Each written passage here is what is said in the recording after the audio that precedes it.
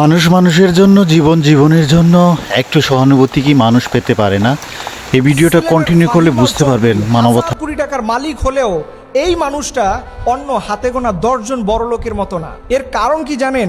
এইবার কোরবানি ঈদের হাটে প্রচন্ড গরমে প্রান্তিক কৃষকের প্রায় 4-5টা গরু মারা গেছে। তিনি বলছেন, আমি কৃষকের কান্না দেখলাম, আমি তাদের অসহায় চোখের দিকে তাকিয়ে রইলাম, দেখলাম যে মাত্র 3-4 লক্ষ টাকার জন্য একটা মানুষের স্বপ্ন কেমন করে নষ্ট হয়ে যায়। তখন তিনি সাথে সাথে ঘোষণা দিলেন, এই 4টা গরুর দাম যতই হবে আমি তাদের সম্পূর্ণ টাকা জীবিত গরুর দামে দিয়ে দিব। আল্লাহু আকবার। আপনি বলতে পারবেন জীবনে কখনো শুনছেন কোন জনপ্রতিনিধি, কোন কোটিপতিরা প্রান্তিক কৃষকের গরু মারা গেছে সেই মরা গরুর দাম দেয়া হচ্ছে জীবিত গরুর দামে? আমার জীবনে প্রথম দেখলাম।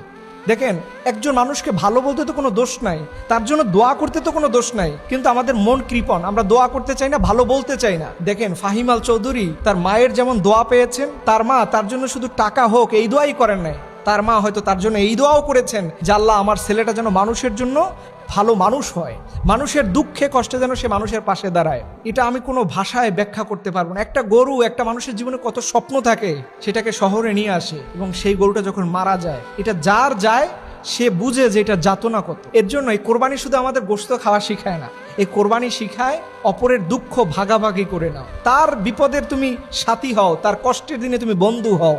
দেখেন, আজকে ফাহিম আল চৌধুরী তার জায়গা থেকে যতটা কন্ট্রিবিউট করতেছে, ঠিক এইভাবে বাংলাদেশের যত বড় লোক কোটিপতি মানুষেরা আছেন, ওনারা যদি সঠিকভাবে কোরবানি দিতেন, তাহলে এই কোরবানির গোশত দিয়ে সারা বাংলাদেশের প্রতিটা ঘরে ঘরে 1 কেজি গোশত পৌঁছানো যেত।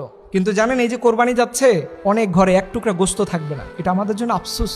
আবার অনেক ঘরে ফ্রিজে ফ্রিজে গোশত থাকবে, ইভেন গোশতের মেয়াদ এত পুরানো হয়ে যাবে যে 6 মাস পরে সেই গোশত খাওয়া যায় না। কিন্তু এরকমও অনেক বাড়িতে থাকবে, কিন্তু সাধারণ গরিব মানুষের চুলায় 2 দিনের জন্য গোশত থাকে না। এটা হচ্ছে আমাদের জীবনের একটা ইসলামিক শিক্ষাহীন জীবন। এর জন্য আমি আপনাদের বলবো, গরুটা শুধু গরু না, এটা হচ্ছে সাইয়েদনা ইব্রাহিম আলাইহিস সালামের সন্তান ইসমাইলের মতো। গরু ছাগল এইগুলো আপনি গরু মনে করবেন না, ওইটাকে মনে করবেন আপনার কলিজার টুকরা আদরের সন্তান ইসমাইল, আপনার আব্দুল্লাহ।